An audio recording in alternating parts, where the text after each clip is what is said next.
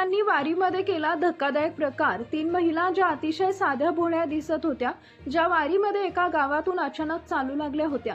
2 ते 3 मुक्काम झाल्यानंतर त्यांनी वारीमध्ये एक असा वाईट प्रकार केला की जो पाहून तुमच्या तळपायाची आग मस्तकात जाईल।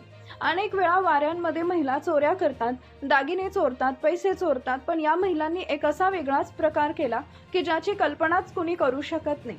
जेव्हा या महिला चालत होत्या, चालता चालता त्या तो धक्कादायक प्रकार करत होत्या। एका वारकऱ्याला संशय आला, त्यांनी पोलिसांना कल्पना दिली आणि पोलिसांनी ताब्यात घेतलं।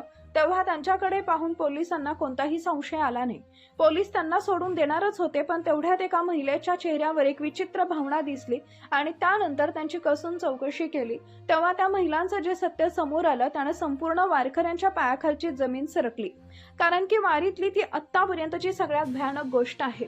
वाईट कृत्य इतकं त्या महिलांनी केलं, अख्खे वारकरी तापले, लाखो वारकरी एका ठिकाणी गोळा झाले, सगळीकडे धावपळ उडाली, प्रचंड गर्दीच गर्दी। मग या महिलांनी असं काय केलं की 1 लाख वारकरी एका ठिकाणी जमा झाले, सगळीकडे धावपळ का उडाली? तपासात या महिलांचं काय सत्य समोर आलं, चला जाणून घेऊया संपूर्ण सविस्तर रिपोर्ट। आतापर्यंतच्या वारीच्या इतिहासातील सगळ्यात धक्कादायक बातमी समोर आली आहे। खरं तर ही बातमी आहे संत ज्ञानेश्वर माऊलींच्या पालखीच्या वारीची। एका दिवशी ज्यावेळेस खरं तर ही वारी एका ठिकाणाहून दुसऱ्या ठिकाणी जात असते, त्यावेळेस आदल्या वेळच्या दिवशी मुक्काम असतो, त्या मुक्कामानंतर ही वारी पुढच्या ठिकाणी जात असते। आता खरं तर सायंकाळी एका ठिकाणी या वारीचा मुक्काम झाला होता आणि पालखी पुढे जात असतानाच वारीमध्ये असणारा प्रत्येक वारकरी आपल्या माऊलींच्या नामस्मरणात लीन होता। पंढरीच्या पांडुरंगाच्या भेटीसाठी प्रत्येक जण एक एक पाऊल पुढे टाकत चालत होता। ठरल्याप्रमाणे रोजचे विधी चालू होते। वारीला सोबत असणाऱ्या प्रत्येकाला, मग तो गरीब असो, श्रीमंत, गोरा, काळा, त्याला माऊली या नावानं ओळखलं जातं।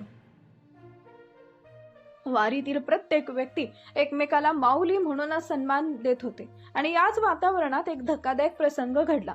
वारी आळंदीतून निघून फारसे दिवस झाले नव्हते, सासवडमध्ये तोही मुक्काम पुढे ठरला होता, पण तिसऱ्या दिवशी मुक्कामातच हा विचित्र प्रकार घडणार होता की ज्यानं लाखो वारकऱ्यांमध्ये खळबळ उडणार होती।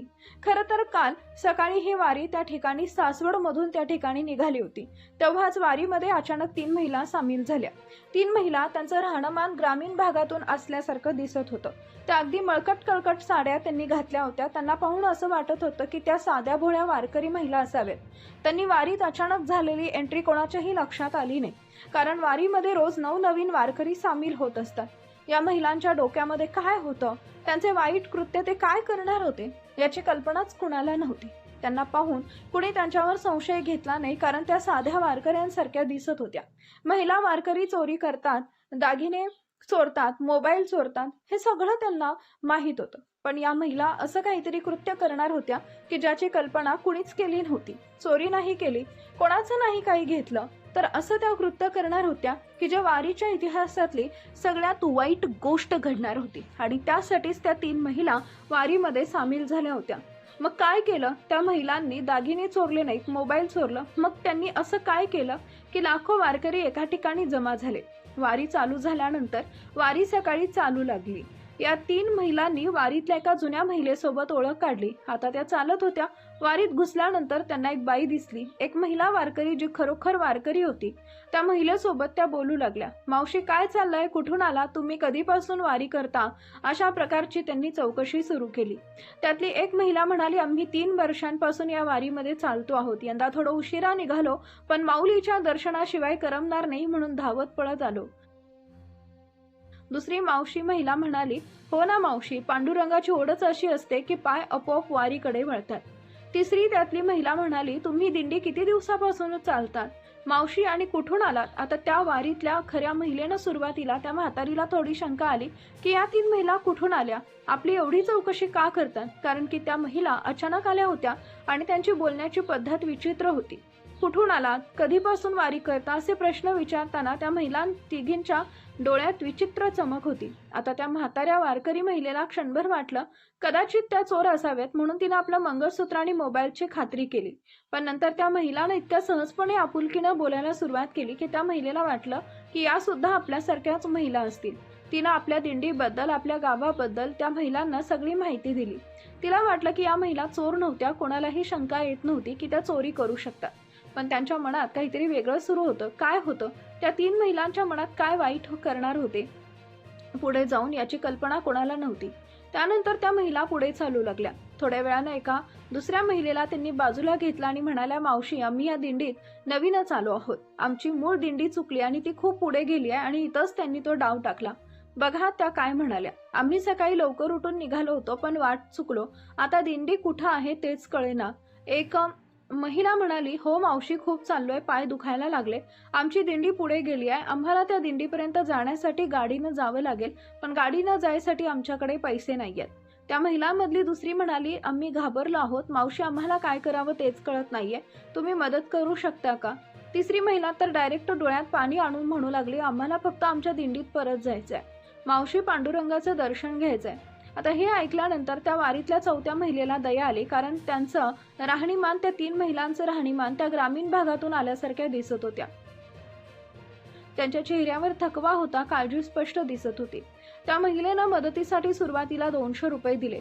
माऊली, काळजी करू नका, पांडुरंग तुमच्या पाठीशी आहे, हे घ्या, तुम्हाला मदत करते, असं म्हणून त्या मावशीनं त्या 3 महिलेला 200 रुपये देऊन टाकले. असं म्हणून खऱ्या वारकरी महिलेनं 200 रुपये दिले, पण त्या महिलांनी तिला नमस्कार केला. त्या पुढे निघाल्या आणि म्हणाल्या, तुमचं भलं हो मावशी, पांडुरंग तुम्हाला सुखी ठेवो, असं त्या म्हणाल्या. आता त्या महिला चोर नव्हत्या. कोणाला शंका येत नव्हती की त्या चोरी करू शकतात, पण त्यांच्या मनात वेगळंच काहीतरी सुरू होतं. काय होतं त्यांच्या मनात? काय वाईट करणार होत्या त्या पुढे जाऊन, की ज्यामुळं वारीतल्या सगळ्या वाईट घटना घडणार होत्या याची कल्पना कोणाला नव्हती. वारीतलं वातावरण इतकं पवित्र आणि विश्वासाचं होतं की कुणीच कोणावर संशय घेत नव्हतं. आता त्या पुढे गेल्या. आता त्यांनी महिला झाल्या होत्या. त्यांनी पुरुषांना मदत मागितली. एक महिला पुढे येऊन म्हणाली, दादा, एका व्यक्तीला त्यांनी पकडलं. एक व्यक्ती ज्याच्या डोक्यावर टोपी होती, ज्याच्या गळ्यात विणा होत्या, त्या त्याला म्हणाल्या, दादा. त्या 3 पैकी एक महिला म्हणाली एका पुरुषाला, दादा, आमची दिंडी पुढे गेली आहे, आमची गाडी चुकली आहे, आम्हाला दिंडीसाठी जाण्यासाठी थोड्या पैशांची मदत करा. दुसरी म्हणाली, आम्ही सकाळपासून उपाशी दिंडीत पोहोचलोय, जेवण मिळेल पण इथं कसलं पोहोचतोय तेच कळना. तिसरी म्हणाले, आम्ही खूप लांबून आलोय दादा, पाय दुखून खूप चालून खूप दुखायला लागलाय, तुम्ही मदत केली तर उपकार होतील. त्या पुरुषालाही त्यांची दया आली. त्यानं थेट 500 रुपयांची मदत केली, कारण तो सुद्धा त्यांना वारकरी समजला. पण त्या 3 महिला कोण होत्या? त्यांनी 2 ठिकाणाहून पैसे घेतले होते, पण अजूनपर्यंत कुठले दागिने, मोबाईल चोरले नव्हते, पण त्या फक्त पैसे घेत होत्या. आता त्याच वाईट पुढे काय करणार होत्या आणि त्यानंतर ती वाईट घटना काय घडणार होती याची कल्पना कुणाला नव्हती. त्या म्हणाल्या, त्या वारकऱ्याकडून त्यांनी पैसे घेतले. वारकरी म्हणाला, माऊली, काळजी करू नका, पांडुरंग आहे ना, हे घ्या 500 रुपये, तुम्ही दिंडीत आहात, तुम्ही सुद्धा वारकरी, पांडुरंग तुम्हाला नक्की दिंडीत पोहोचवेल. त्या महिलेनं नमस्कार केला आणि म्हणाल्या, तुमचं भलं हो दादा, पांडुरंग तुम्हाला सुखी ठेवो, असं म्हणून त्या निघाल्या. त्या महिला चोर नव्हत्या. कोणाला शंका येत नव्हती. पैसे त्या मागून घेत होत्या. कोणाच्या खिशात हात घालत नव्हत्या. कोणाचा दागिने ओढत नव्हत्या. कोणाचा मोबाईल काढून घेतला नव्हता. मग त्यांनी नेमकं काय वाईट केलं की ज्यामुळे संपूर्ण वारीमधली ती वाईट घटना घडणार होती? त्यानंतर झालं असं, त्या महिला पुढे थोड्याशा पुढे गेल्या. काही अंतर चालल्यानंतर पुढे गेल्यानंतर त्यांनी पुन्हा एका पुरुषाला थांबवलं. त्या पुरुषाला तिघांपैकी एक महिला म्हणाली, आम्ही खूप अडचणीत आहोत माऊली, आमची दिंडी हरवली, आम्हाला पुढे जाण्यासाठी काही साधन नाही, तुम्ही मदत करू शकता का? दुसरी महिला म्हणाली, आम्ही सकाळपासून निघालो, वाट चुकलो, दिंडी कुठे आहे तेच कळेना, तुम्ही काहीतरी मार्ग दाखवा. तिसरी महिला म्हणाली, आम्ही खूप लांबून आलोय, आमच्याकडे पैसे नाहीये, तुम्ही काही मदत केली तर आम्ही तुमच्या उपकारात राहू. तो पुरुष थोडासा विचार करू लागला. त्याला क्षणभर संशय आला, कारण इतक्या वेळानं त्याची दिंडी सापडली नाही हे थोडं विचित्र होतं. पण त्यांचं ग्रामीण राहणीमान, तिन्ही महिलांच्या चेहऱ्यावर थकवा पाहून त्यांनी 100 रुपये दिले. हे घ्या माऊली, असं म्हणाला. त्या महिलास नमस्कार करून पुढे गेला. आता या महिला दिंडीसोबत चालू लागल्या. पुढे 3 ते 4 ठिकाणांहून त्यांनी पैसे जमा केले, पण त्या महिलाच्या मनात काय होतं याची कल्पना कुणाला नव्हती. आता वारीचा नित्यक्रम रोजच्या सारखा सुरू होता. वारकरी भजन कीर्तन करत, पांडुरंगाचा गजर करत पुढे जात होते. एकमेकांना माऊली माऊली म्हणत होते. त्यामुळे कोणावर कसलाही संशय नव्हता. या महिला हळूहळू वारीत मिसळल्या गेल्या. त्या कोणाकडे कोणत्या वस्तू आहेत, कोणती व्यक्ती कुठे आहे याचा अंदाज घेत होत्या.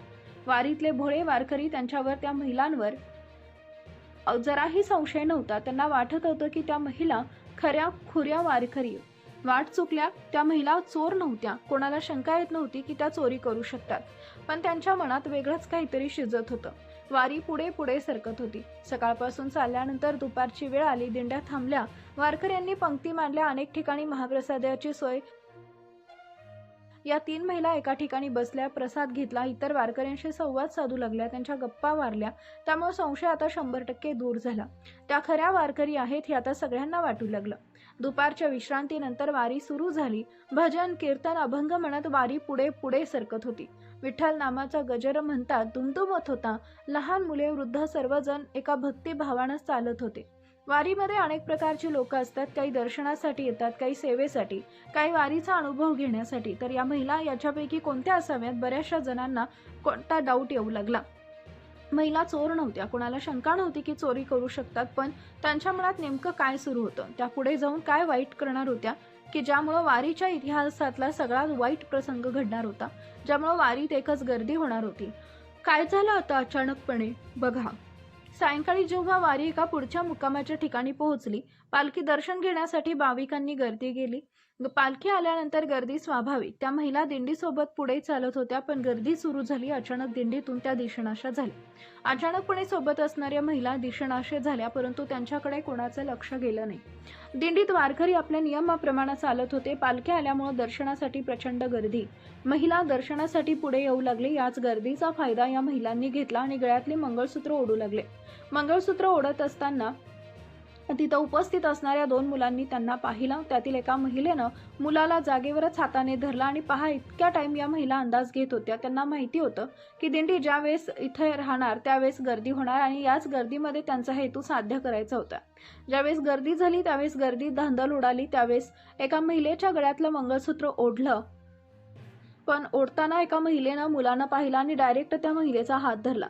त्या महिला रडू लागल्या. त्या म्हणाल्या, आम्ही काहीच नाही केलं, आमचा चोरीचा आरोप का करतात? तरी मुलांनी पाहिलं होतं.